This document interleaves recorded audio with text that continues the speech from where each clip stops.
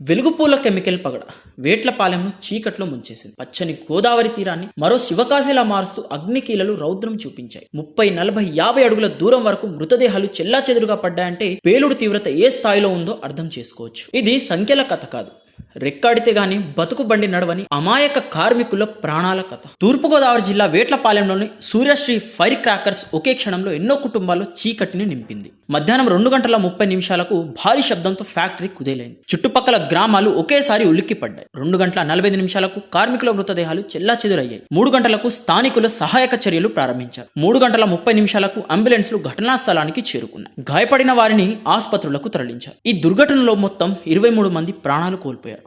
పలువురు తీవ్రంగా గాయపడ్డారు. 3:45 రాష్ట్ర ముఖ్యమంత్రి నారా చంద్రబాబు నాయుడు అధికారులతో ఆరా తీశారు. మాజీ సీఎం వైఎస్ జగన్మోహన్ రెడ్డి దిగ్భ్రాంతి వ్యక్తం చేశారు. సాయంత్రం 4 గంటలకు కార్ఖానా నుంచి మృతదేహాలను వెలికితీశారు. 4:40 డిప్యూటీ సీఎం పవన్ కళ్యాణ్ ఆదేశాలతో మంత్రి కందుల దుర్గేష్ ఘటనా స్థలాన్ని సందర్శించారు. 6:10 ప్రధాని నరేంద్ర మోదీ తీవ్ర దిగ్భ్రాంతి వ్యక్తం చేస్తూ మృతుల కుటుంబాలకు 2 లక్షల చొప్పున క్షతగాత్రులకు 50,000 ఎక్స్గ్రేషియా ప్రకటించారు. 6:30 ముఖ్యమంత్రి చంద్రబాబు ప్రమాద స్థలాన్ని పరిశీలించారు.